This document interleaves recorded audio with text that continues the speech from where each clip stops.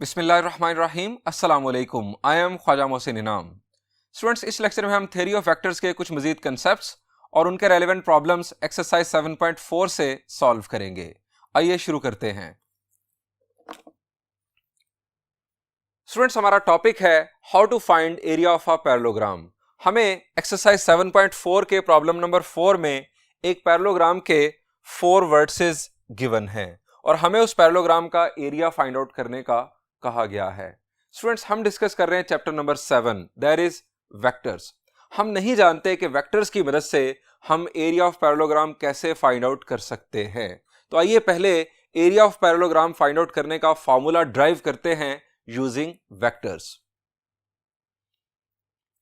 Students, ये आपके सामने इस वक्त एक पैरेललोग्राम PQRS। स्टूडेंट्स, आपको रिकॉल करना है फॉर्मूला एरिया ऑफ पैरेललोग्राम का इन ज्योमेट्री। जी, ज्योमेट्री में पैरेललोग्राम का एरिया फाइंड आउट करने का फॉर्मूला क्या है? स्टूडेंट्स, आप में से बहुत सारे बच्चों को याद होगा, लेकिन मैं बता देता हूं। चलें, ज्योमेट्री में फॉर्मूला है बेस इनटू हाइट। अब सवाल यह है कि यहां पर आप बेस किस साइड को कंसिडर करेंगे?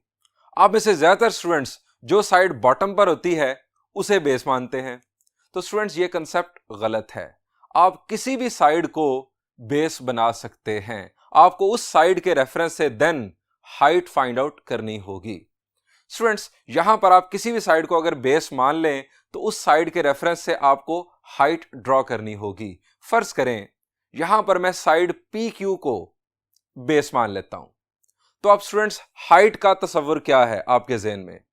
बेस के रेफरेंस से हाइट जो होती है वो टॉप मोस्ट पॉइंट तक का वर्टिकल डिस्टेंस होता है।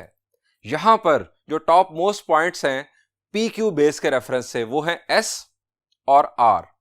अगर आप S से परपेंडिकुलर ड्रॉप कर दें साइड PQ पर तो ये आपके पास आ जाएगी इस पैरेललोग्राम की हाइट।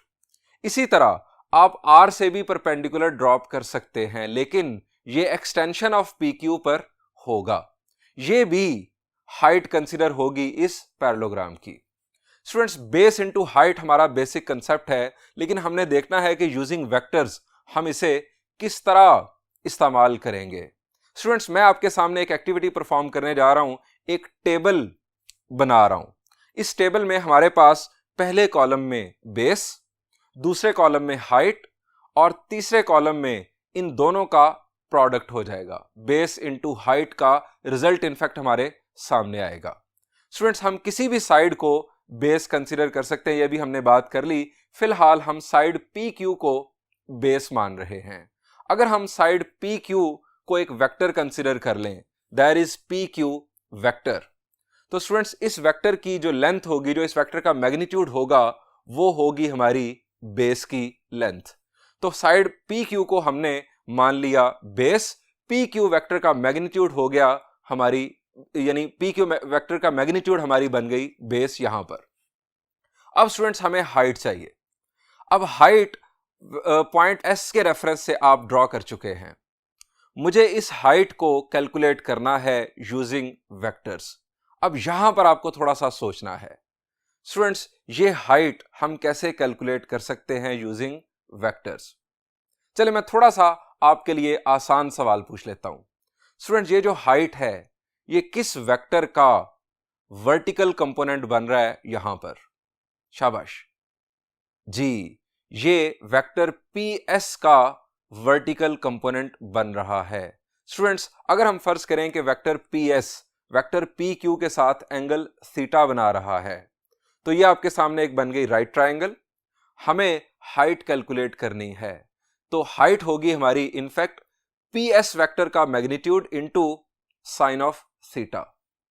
जी, आप जानते हैं sine of theta is equal to perpendicular over hypotenuse. हमें परपेंडिकुलर मालूम करना है, यानी हाइट मालूम करनी है, तो ये हो जाएगा वेक्टर PS का magnitude into sine of theta. ये स्टूडेंट्स आ गई हमारी हाइट। इसे आप हाइट के कॉलम में लिखते हैं। अब बेस इनटू हाइट, बेस थी PQ वेक्टर का मैग्नीट्यूड और हाइट है PS वेक्टर का magnitude into sine of theta. इन तीनों क्वांटिटीज का जब हम प्रोडक्ट करेंगे तो हमारे पास आ गया PQ वेक्टर का मैग्नीट्यूड इनटू PS वेक्टर का magnitude into sine of theta. अब स्टूडेंट्स इस एक्सप्रेशन पर जरा गौर करें। ये एक्सप्रेशन फर्दर सिंप्लीफाई करके लिखा जा सकता है, शॉर्ट फॉर्म में लिखा जा सकता है। अगर आप सोचें कि दो वेक्टर्स का मैग्नीट्यूड प्रोडक्ट हो रहा है into sine of the angle between those two vectors, तो ये क्या बनता है? ये बनता है दो वेक्टर्स के क्रॉस प्रोडक्ट का मैग्नीट्यूड। तो स्टूडेंट्स ये हमारे पास फॉर्मूला बन गया एरिया ऑफ पैरेललोग्राम का, P Q cross P S का मैग्नीट्यूड। मैं दोबारा बोलता हूं, magnitude of P Q cross P S. ये स्टूडेंट्स हमारे पास एक फॉर्मूला आ गया एरिया ऑफ पैरेललोग्राम का। अब दूसरी हाइट पर जरा आ जाएं, जो हमने पॉइंट आर से ड्रॉ की। स्टूडेंट्स इसी पैटर्न पर जरा सोचें, जिस तरह मैंने एस से ड्रॉ होने वाली हाइट के बारे में आपसे सवाल किया था। इस हाइट को हम किस वेक्टर की मदद से मालूम कर सकते हैं? ये हाइट किस वेक्टर का वर्टिकल कंपोनेंट है? शाबाश जी, अगर हम कह लें कि vector Q are vector P Q के साथ एंगल बना रहा है अल्फा, तो स्टूडेंट्स ये जो वेक्टर क्यू आर है उसका वर्टिकल कंपोनेंट इनफैक्ट हमारी हाइट है। हम इसे कैलकुलेट कर सकते हैं किस तरह से? जी, यहां पर भी राइट ट्रायंगल बन रही है। ये वर्टिकल कंपोनेंट होगा magnitude of vector Q R into sine of alpha. अब बेस वही आपके पास magnitude of vector P Q, ये हाइट आपके पास आ गई magnitude of vector Q R into sine of alpha.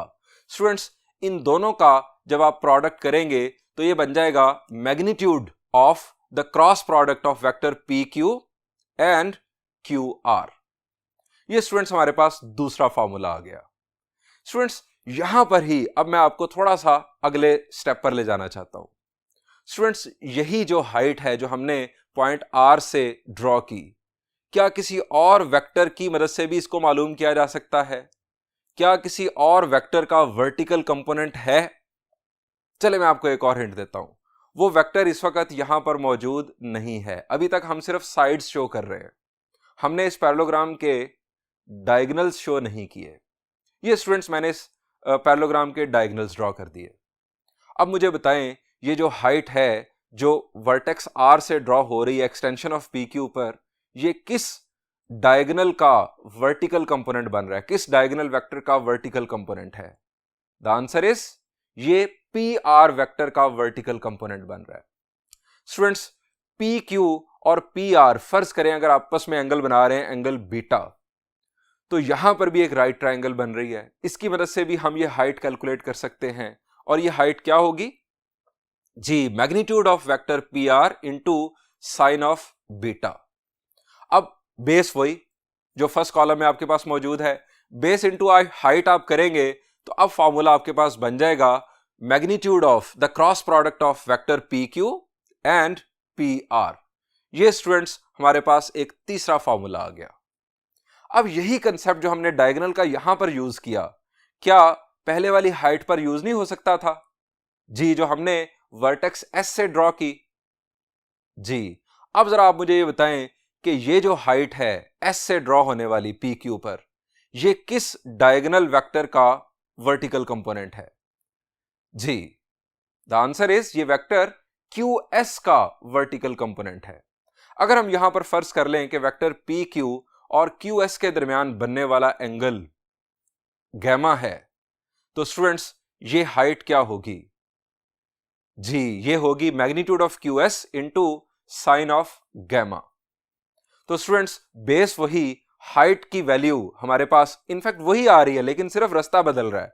तो स्टूडेंट्स हमारा फॉर्मूला इस दफा बन जाएगा magnitude of the cross product of P Q and Q S, यानी magnitude of the cross product of two vectors, one vector is P Q and the other vector is Q S.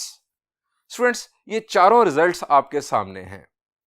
अब इन चारों results को हम थोड़ा सा further analyse करते हैं। इनमें एक पैटर्न है। आप अगर फर्स्ट रिजल्ट में देखें तो हमारे पास था वेक्टर पी क्यू और पी एस, यहां पर पी कॉमन आ रहा था। दूसरे रिजल्ट में था वेक्टर पी क्यू और क्यू आर, क्यू कॉमन आ रहा था। तीसरे रिजल्ट में हमारे पास स्टूडेंट्स पी क्यू था और पी आर था, यहां पर पी कॉमन। और चौथे रिजल्ट में हमारे पास वेक्टर था पी क्यू और Q S, Q common. Students ये जो कॉमन आ जाता है दो वेक्टर्स के दरमियान पॉइंट्स, ये बुनियादी तौर पर शो करता है कि ये दो वेक्टर्स एडजेसेंट हैं। ये आप इन्हें ये भी कह सकते हैं ये कोटर्मिनस हैं, ये एक पॉइंट पर जुड़ रहे हैं। अगर दो वेक्टर्स के दरमियान एक पॉइंट कॉमन हो जाए तो वेक्टर्स कनेक्टेड होते हैं एक पॉइंट पर, वो वेक्टर्स कंकरेंट भी आप कह सकते हैं, एक पॉइंट पर मिल रहे होते हैं। स्टूडेंट्स, ये हमारा यहां पर जो रिजल्ट बन रहा है वो ये बन रहा है कि आपका जो एरिया ऑफ पैरेललोग्राम का बेसिक कंसेप्ट है एरिया ऑफ पैरेललोग्राम के फार्मूला का, वो है cross magnitude of the cross product of to adjacent vectors of a parallelogram. अब वो एडजेसेंट वेक्टर्स एक साइड और एक डायगोनल भी हो सकता है, दो साइड्स भी हो सकती हैं। ये हमारा रिजल्ट बन रहा है। स्टूडेंट्स, मैंने अभी साइड पी क्यू को बेस कंसिडर करते हुए ये चार रिजल्ट्स बनाए और इन चार से ये नतीजा अखज किया। ये नतीजा अखज हो सकता है अगर आप इस टेबल को फर्दर कंटिन्यू कर ले, यानी यही नतीजा वैलिड रहेगा। आप किसी और साइड को बेस कंसिडर कर ले। मेरी आपसे रिक्वेस्ट है कि आप किसी और साइड को बेस मानते हुए इस टेबल को फर्दर बढ़ाइएगा। चार साइड्स हैं, एक साइड से चार रिजल्ट्स आए, तो फर्दर हमारे पास तीन साइड्स हैं जिनको हम बेस बना सकते हैं, तो फर्दर चार चार रिजल्ट्स आएंगे। आप हतमी नतीजा जो देखेंगे वो यही होगा, एरिया ऑफ पैरेललोग्राम का जो हमारा फॉर्मूला बनेगा वो बनेगा magnitude of the cross product of to adjacent vectors of a parallelogram. Students, आप इन एडजेसेंट वेक्टर्स को u और v कह सकते हैं, जिस तरह के हमारी बुक में कहा गया है। सो हम यहां पर कंक्लूड करते हैं, area of parallelogram is equal to magnitude of the cross product of u and v. u and v are any two adjacent vectors of a parallelogram. और कोई भी दो एडजेसेंट वेक्टर्स फाइंड आउट करने का तरीकेकार अभी हम इस प्रॉब्लम को सॉल्व करते हुए देख लेंगे। करना क्या है, सिंपली आपको एक पॉइंट को कॉमन रखना है। स्टूडेंट्स, ये तो हमने एरिया ऑफ पैरेललोग्राम के बारे में एक अच्छी डिस्कशन कर ली। अब स्टूडेंट्स हम बात करते हैं एरिया ऑफ ट्रायंगल की। एरिया ऑफ ट्रायंगल का बेसिक फार्मूला, मदर फार्मूला क्या है, जो हमने चैप्टर नंबर 12 फर्स्ट ईयर में डिस्कस किया था। जी, mother formula area of triangle का है 1/2 इंटू बेस इंटू हाइट। आप में से बहुत सारे स्टूडेंट्स फौरन सोचेंगे कि सर ये तो राइट ट्रायंगल का एरिया फाइंड आउट करने का फार्मूला है। स्टूडेंट्स, ऐसा नहीं है। अगर आपके पास ऑब्लिक ट्रायंगल हो, आपके पास एक्यूट ट्रायंगल हो, आपके पास कोई भी ट्रायंगल हो, इनफैक्ट मैं शॉर्ट बात करता हूं, आपके पास कोई भी ट्रायंगल हो, आप उस ट्रायंगल का एरिया इस फार्मूला से फाइंड आउट कर सकते हैं। सिर्फ ये करना होगा कि आपको किसी एक साइड को बेस और उस बेस के रेफरेंस से आपको हाइट फाइंड आउट करनी होगी। Students, base into height into 1/2 ये हमारा फॉर्मूला हमारे पास ट्रायंगल में, चले मैं आपको एक ट्रायंगल दिखा देता हूं। ये स्टूडेंट्स हमारे पास एक आ गई ट्रायंगल, ये हमारे पास ट्रायंगल आ गई PQR। अब अगेन वही पैटर्न, अगर आप PQ को बेस मान लेंगे तो R से आपकी हाइट ड्रॉ होगी। स्टूडेंट्स, ये हाइट जो है ये इनफैक्ट अगर PQ बेस है तो PR का वर्टिकल कंपोनेंट है, या आप ये भी कह सकते हैं कि ये QR का वर्टिकल कंपोनेंट है। दोनों बातें दुरुस्त हैं। स्टूडेंट्स, आप ये वर्टिकल कंपोनेंट किसी भी एक वेक्टर की मदद से मालूम कर सकते हैं। कंक्लूजन हमारा वही आएगा जो हमारा एरिया ऑफ पैरेललोग्राम की सूरत में आया था कि एरिया ऑफ ट्रायंगल का फॉर्मूला हमारे पास बन जाएगा, area of triangle is equal to 1/2 magnitude of the cross product of any two adjacent vectors. और ट्रायंगल में जब भी आप दो वेक्टर्स कंसीडर करते हैं वो आपस में एडजेसेंट वेक्टर्स ही होते हैं। आप कोई भी ट्रायंगल देखें, तीन वेक्टर्स हैं, आप कोई भी दो ट्रायंगल जब दो वेक्टर्स आप कंसीडर करेंगे तो वो दो वेक्टर्स आपस में एडजेसेंट जरूर होंगे, उनमें एक पॉइंट कॉमन जरूर होगा। स्टूडेंट्स, आप ये भी कह सकते हैं कि area of triangle is equal to half of the area of parallelogram. उन तीन पॉइंट से जो बनने वाली पैरेललोग्राम होगी, फोर्थ वर्टेक्स इनफैक्ट अगर ना भी गिवन हो तो वो फाइंड आउट किया जा सकता है। तो स्टूडेंट्स, एरिया ऑफ पैरेललोग्राम को हाफ कर दें तो हमारे पास बन जाता है एरिया ऑफ ट्रायंगल। स्टूडेंट्स, ये हमारी डिस्कशन मुकम्मल हुई एरिया ऑफ पैरेललोग्राम की और एरिया ऑफ ट्रायंगल की। आइए अब इस कंसेप्ट की बेस पर हम इस प्रॉब्लम को सॉल्व करते हैं। स्टूडेंट्स, प्रॉब्लम नंबर 4 के बुनियादी तौर पर 3 पार्ट्स हैं। तीनों पार्ट्स में एक ही काम है, 4 वर्टिसेस गिवन है और हमें एरिया ऑफ पैरेललोग्राम मालूम करना है। स्टूडेंट्स, हमने अभी डिस्कस किया कि एरिया ऑफ पैरेललोग्राम का फॉर्मूला है magnitude of the cross product of any two adjacent vectors. अब मुझे कोई से 2 एडजेसेंट वेक्टर्स मालूम करने हैं। अब साइड्स भी हैं और डायगोनल्स भी हैं। आप डायगोनल्स को भी वेक्टर्स ऑफ पैरेललोग्राम कंसीडर करेंगे। अब स्टूडेंट्स, इसका बड़ा आसान तरीकेकार है, आप किसी एक पॉइंट को फिक्स कर लें। यानी एक वेक्टर आ जाएगा आपका ए बी और दूसरा वेक्टर ए सी। ए अगर कॉमन है तो ए बी और ए सी ये आपके एडजेसेंट वेक्टर्स कंसीडर होंगे। ए बी के साथ आप ए डी को भी मिला सकते हैं। इसी तरह आप अगर बी को फिक्स कर लें तो बी सी और बी डी, या बी सी और बी ए, या बी डी और बी ए, ये 2 वेक्टर्स आप फाइंड आउट करके आप उसकी बेस पर एरिया ऑफ पैरेललोग्राम मालूम कर सकते हैं। आप सी को फिक्स कर लें, सी ए सी बी 2 एडजेसेंट वेक्टर्स होंगे, सी ए सी डी 2 एडजेसेंट वेक्टर्स होंगे, सी बी सी डी ये 2 एडजेसेंट वेक्टर्स होंगे। इस तरह अगर डी को फिक्स कर लें तो डी ए डी बी, फिर डी ए डी सी, फिर डी बी डी सी, यानी बहुत सारे आपके पास ऑप्शंस हैं एरिया ऑफ पैरेललोग्राम मालूम करने के।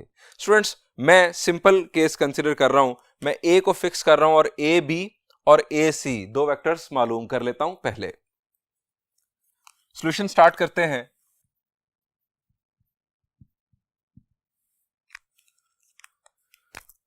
पहले हमारे पास आएगा वेक्टर ए बी।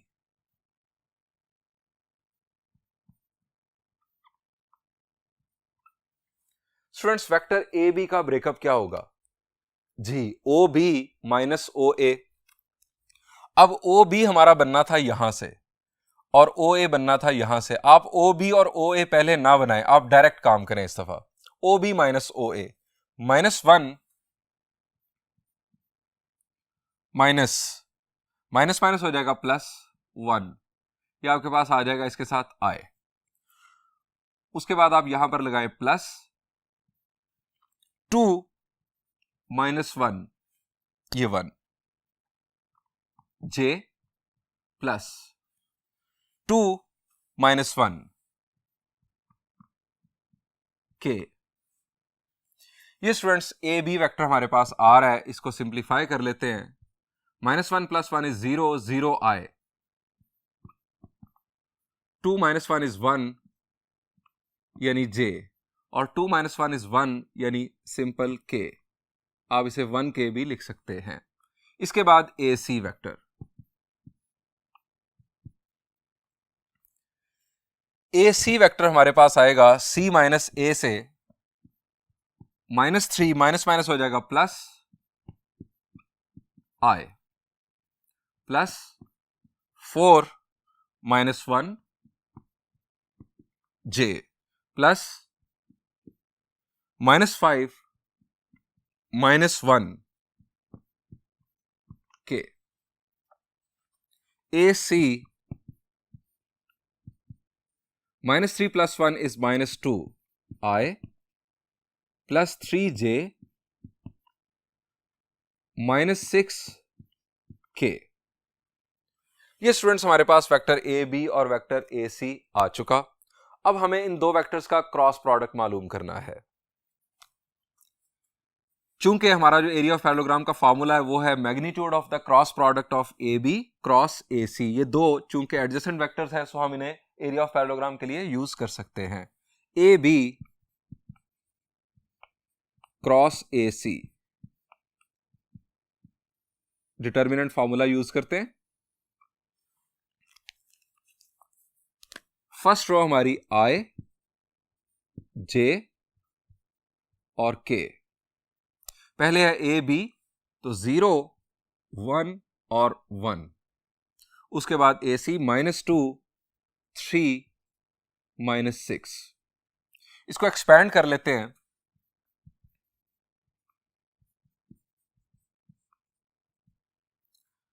आए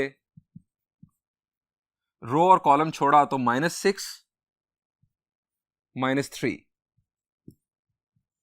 माइनस जे, रो और कॉलम छोड़ा 0, माइनस माइनस हो जाएगा +2,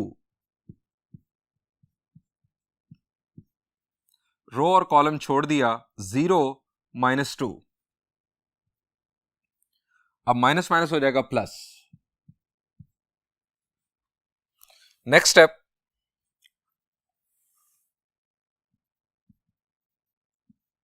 ए B cross A C, students हमें वेक्टर मिल रहा है -9i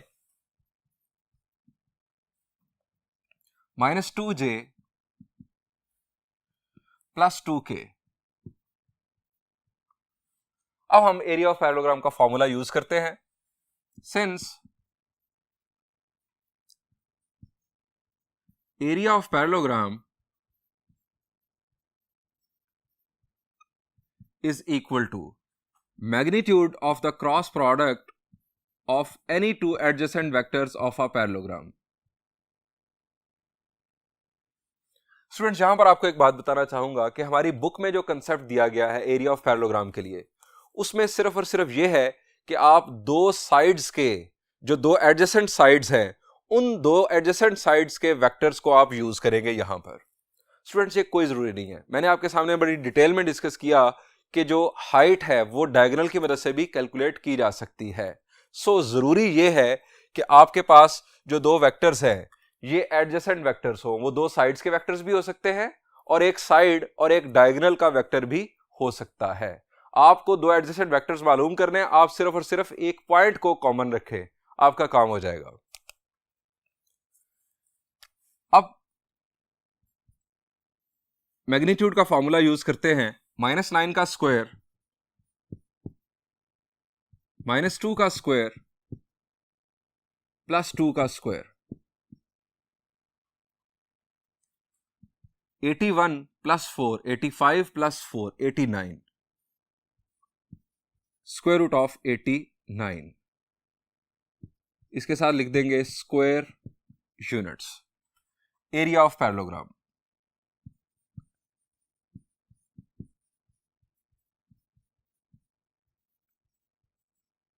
ये स्टूडेंट्स हमारा एरिया आ चुका। आप ये जो मैंने कॉम्बिनेशन बनाया इसको बदल कर भी देखिएगा, आपका यही आंसर आपको हासिल होगा। स्टूडेंट्स यहां पर एक बात और ऐड कर दूं, अगर ए बी और सी से ट्रायंगल बन रही होती, इन तीन वर्सेस से ट्रायंगल बन रही होती और हमें कहा जाता है कि ट्रायंगल का एरिया मालूम करें, तो हम सिंपली क्या करते, हम इसको 2 से डिवाइड कर देते, यानी area of triangle is equal to half of the area of parallelogram. Students अब ट्रायंगल का भी एक प्रॉब्लम आपके लिए सॉल्व कर देता हूं।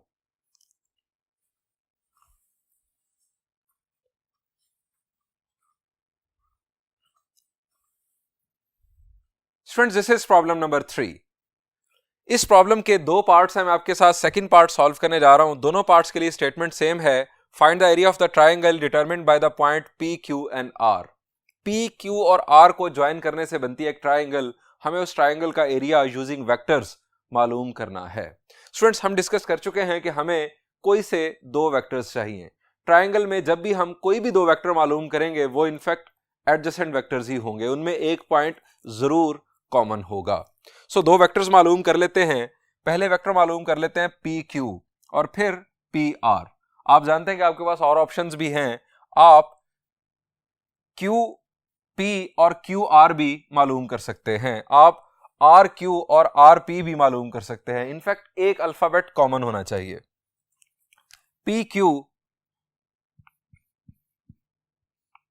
Vector O Q minus O P होगा। अब ओ क्यू और ओ पी आप दिमाग में ही प्रोसेस करेंगे। 2 - 1 I प्लस 0 - -1 ये बन जाएगा +1 J, -1 माइनस माइनस तो वो बन जाएगा प्लस, -1 + 1 K। अब यहां पर पी क्यू हमारे पास वेक्टर आ रहा है, 2 - 1 इज 1 I, 1 J और -1 + 1 ये हमारे पास आ रहा है 0, सो 0 K। अब वेक्टर पी आर मालूम कर लेते हैं।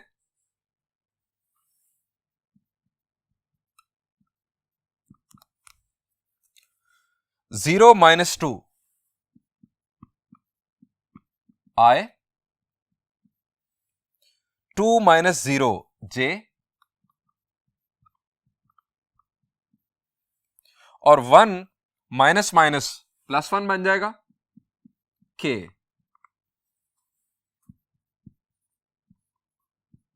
Minus two I plus two J plus two K, ये हमारे पास आ गया वेक्टर पी आर। अब इन दोनों का क्रॉस प्रोडक्ट कर लेते हैं।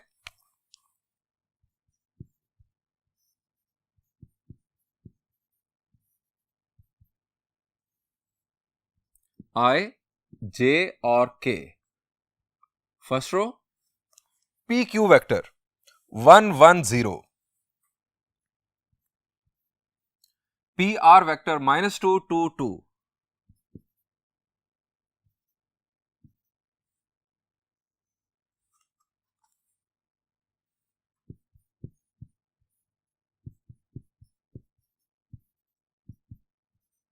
आई 2 -0 माइनस जे 2 -0 प्लस के और 2 + 2,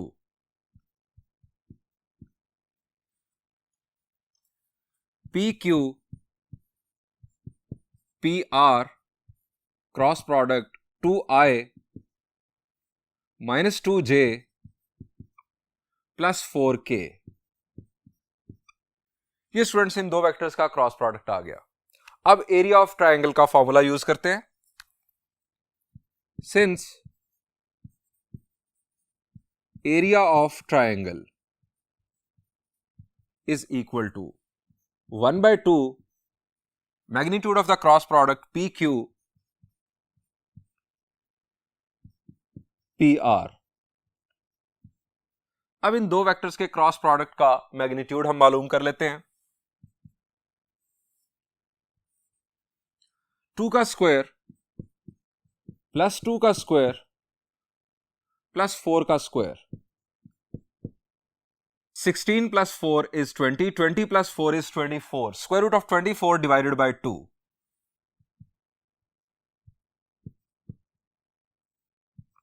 अब student square root of 24 further simplify क्या होगा जी, 24 होता है 6 × 4, 4 का स्क्वायर रूट हो जाएगा 2, जो इस 2 को कैंसिल कर देगा, सो हमारे पास बचेगा square root of 6।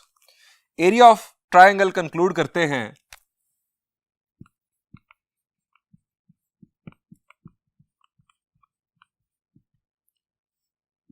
Square root of 6 square units.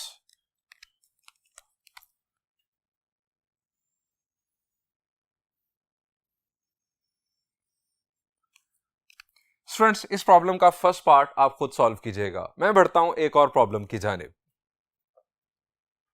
Students this is problem number 5। Statement is which vectors if any are perpendicular और पैरेलल। स्टूडेंट्स हमें 3 वेक्टर्स गिवन हैं, हमें जज करना है कि इन 3 में से कौन से वेक्टर्स आपस में पैरेलल हैं और कौन से वेक्टर्स आपस में परपेंडिकुलर हैं। स्टूडेंट्स मैं आपके लिए सेकंड पार्ट सॉल्व करने जा रहा हूं, फर्स्ट पार्ट आप बासानी खुद कर लेंगे इसको समझने के बाद। स्टूडेंट्स मेरा सवाल आपसे यह है कि अगर हमने जज करना हो कि ये वेक्टर्स आपस में पैरेलल हैं या नहीं, तो हमारे पास कौन कौन से रास्ते हैं। शाबाश, चलें पहले क्रॉस प्रोडक्ट का रास्ता बता दें। जी, अगर दो वेक्टर्स का क्रॉस प्रोडक्ट नल वेक्टर आ जाए तो वो दो वेक्टर्स आपस में पैरेलल होंगे। स्टूडेंट्स अगर हमें जज करना है कि कौन से दो वेक्टर्स आपस में पैरेलल हैं, तो यहां पर कितने डिफरेंट क्रॉस प्रोडक्ट्स आपको मालूम करने होंगे। जी, u और v को आपस में चेक करने के लिए आप u क्रॉस v मालूम करेंगे, u और w को आपस में चेक करने के लिए u क्रॉस w, और फिर v और w को चेक करने के लिए v क्रॉस w। जो दूसरी तरफ u क्रॉस v के साथ v क्रॉस u है, वो आपको चेक करने की जरूरत नहीं है। अगर u क्रॉस v आपके पास नल वेक्टर आ गया तो v क्रॉस u भी नल वेक्टर ही होगा। अगर दो वेक्टर्स पैरेलल हुए तो उनका जो क्रॉस प्रोडक्ट है वो डेफिनेटली कम्यूटेटिव हो जाएगा, दोनों सूरतों में आपका नल वेक्टर आ जाएगा। सो आपको सिर्फ 3 क्रॉस प्रोडक्ट्स यहां पर मालूम करने चाहिए, u cross v, u cross w और v क्रॉस w। इनमें से अगर कोई भी आपके पास नल वेक्टर रिजल्ट ले आया तो वो 2 वेक्टर्स आपस में पैरेलल होंगे। ये तो हो गया क्रॉस प्रोडक्ट का रास्ता।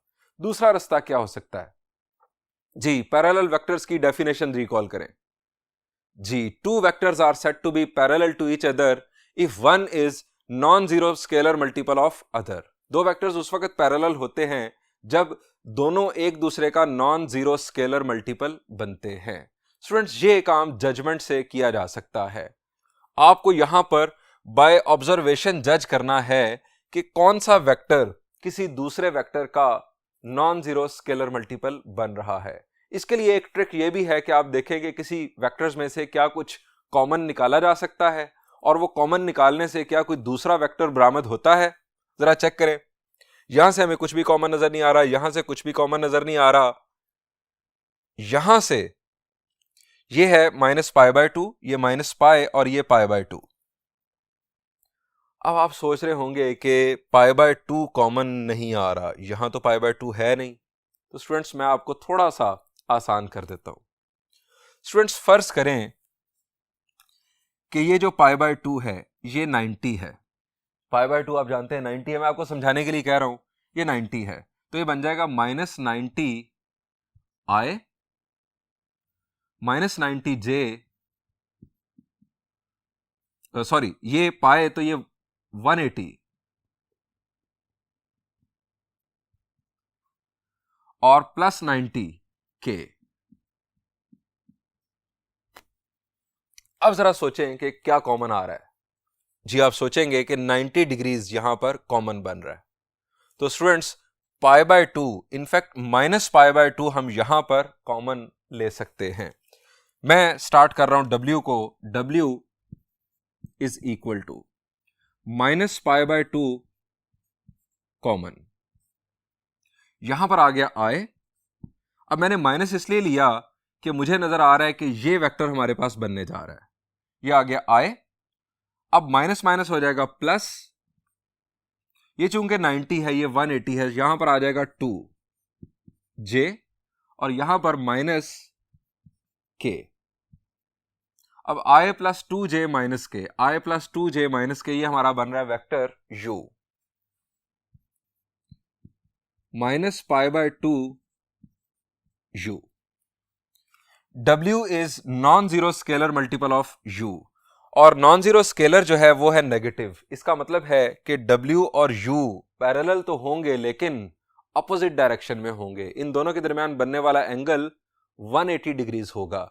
अगर ये स्केलर पॉजिटिव होता तो ये पैरेलल इन सेम डायरेक्शन होते और इन दोनों के दरमियान बनने वाला एंगल 0 डिग्रीज होता। हम यहां पर लिखेंगे this implies w is parallel to u। हमें सिर्फ पैरेलल की बात करनी थी कि पैरेलल है या नहीं, सो ये हमने कंक्लूड कर लिया, w is parallel to u।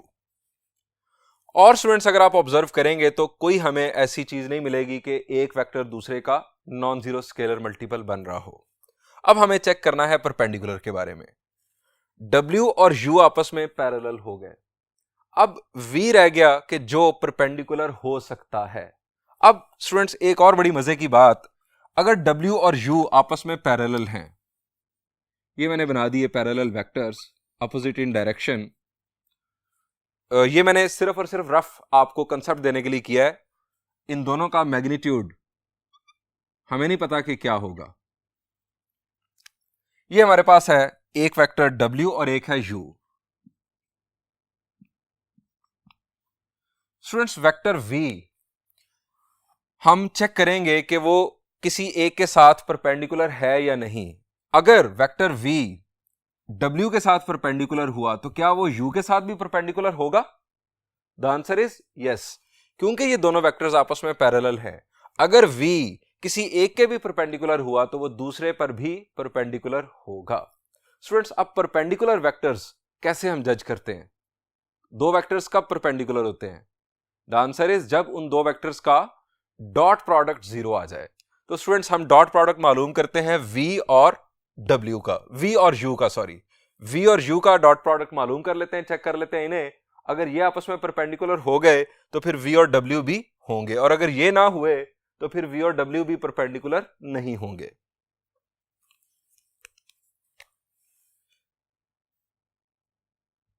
V dot U, V है हमारे पास -I plus J plus K, dot U है I plus 2J minus K।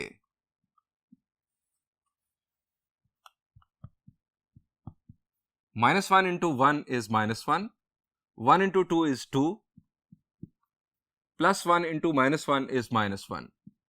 -1, -1, -2, -2 plus 2 is 0.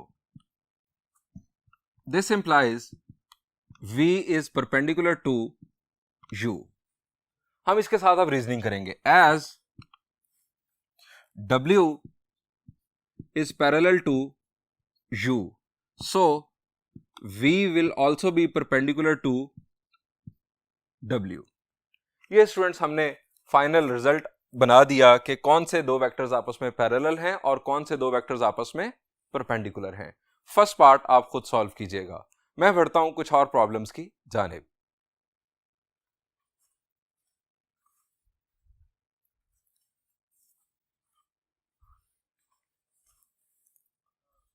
Students, this is problem number 6। Prove that, हमें इस left side को right side के equal साबित करना है। स्टूडेंट्स चूज करते हैं left hand side.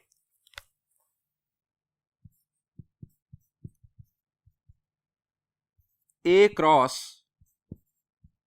B plus C plus B cross C plus A plus C cross A plus B। ये क्रॉस प्रोडक्ट इंप्लीमेंट करते हैं, अप्लाई करते हैं। ये लेफ्ट डिस्ट्रीब्यूटिव प्रॉपर्टी है, cross product over addition. A cross B plus A cross C plus B cross C plus B cross A plus C cross A plus C cross B। अब students हमें null vector answer लाना है। अब यहां पर null vector उसी सूरत में आ सकता है कि अगर यहां पर कैंसलेशन हो। यह है हमारे पास A क्रॉस B, इसको कैंसिल करने के लिए हमारे पास चाहिए -A क्रॉस B। हमारे पास यहां पर मौजूद है B क्रॉस A। अगर हम इन दोनों की जगह बदलेंगे तो आप जानते हैं कि B क्रॉस A इक्वल होता है -A क्रॉस B के। -A cross B A cross B को कैंसिल कर देगा। A क्रॉस C को कैंसिल करने के लिए हमें चाहिए -A क्रॉस C। इन दोनों की जगह बदलने से हमें हासिल होगा -A क्रॉस C, और B क्रॉस C को कैंसिल करने के लिए -B क्रॉस C हमें यहां से हासिल होगा। सो इन तीन वेक्टर्स की जगह बदलने से इनके नेगेटिव वेक्टर्स बना लेते हैं।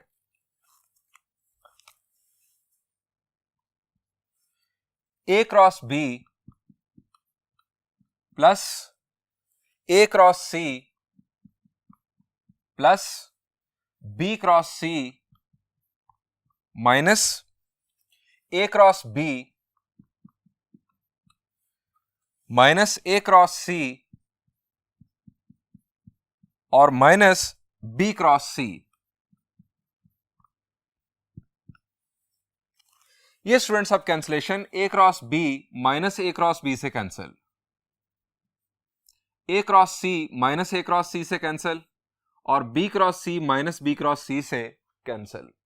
अब स्टूडेंट्स ये वेक्टर्स को ऐड और सब्ट्रैक्ट किया गया है। सो जो फाइनल आंसर होगा वो भी हमारा एक वेक्टर होगा और वो होगा null vector, is equal to right hand side proved. बहुत ही आसान प्रॉब्लम था। हम बढ़ते हैं एक और प्रॉब्लम की जानिब। Students, this is problem number 7। If sum of these vectors is equal to a null vector then prove that. Students हमें बताया जा रहा है कि इन तीन वेक्टर्स का सम नल वेक्टर है, यह साबित कर दो। स्टूडेंट्स इस बात को बेस बनाना है और इसको साबित करना है। अब इसको साबित करने के हमारे पास दो हिस्से हैं। पहले हम किसी दो को आपस में इक्वल साबित करेंगे और फिर पेयर बदल देंगे, उन दो को आपस में इक्वल साबित करेंगे और ट्रांजिटिव प्रॉपर्टी को यूज करते हुए साबित हो जाएगा कि ये तीनों आपस में इक्वल हैं। स्टूडेंट्स, हम जो गिवन है वो कंसीडर करते हैं। गिवन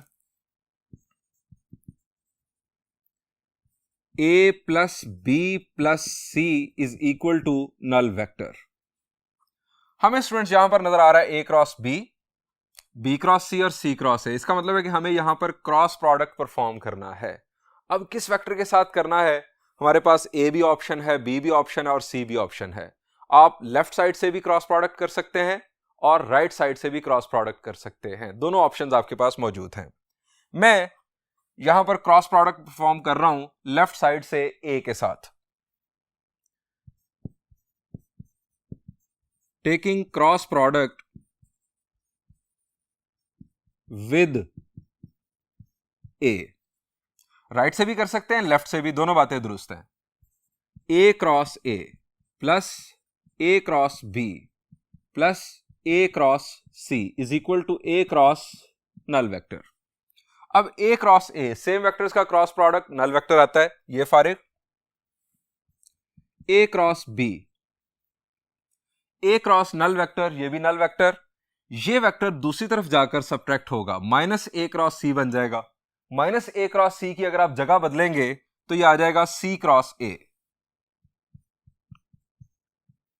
दोबारा देख लें, नल वेक्टर माइनस ए क्रॉस सी, दूसरी तरफ जाकर जगह बदली तो सी क्रॉस ए बन गया। इसको नाम दे दें 1 का। हमने इन दोनों को आपस में इक्वल साबित कर दिया। अब स्टूडेंट्स, क्रॉस प्रोडक्ट के लिए वेक्टर बदल ले। Taking cross product with b. अब मैं बी से क्रॉस प्रोडक्ट कर रहा हूं। B cross A plus b cross B plus b cross C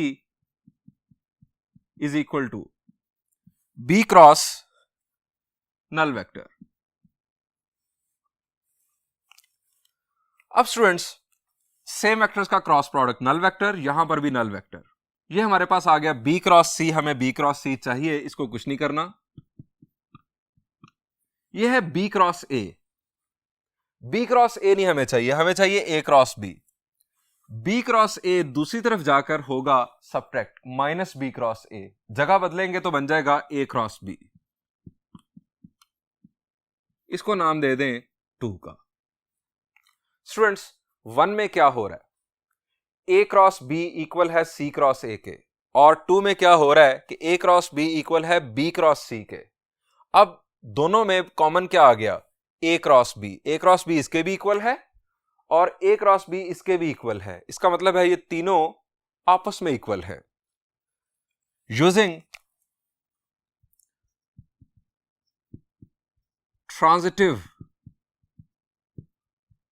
property on 1 and 2, we have A cross B is equal to B cross C is equal to C cross A proved. Students, यहां पर इस problem का solution and हुआ। आप इन problem से relevant examples जो हैं वो खुद सॉल्व कीजिएगा। हम इंशाल्लाह नेक्स्ट लेक्चर में कुछ मजीद प्रॉब्लम्स डिस्कस करेंगे। Thank you and Allah Hafiz.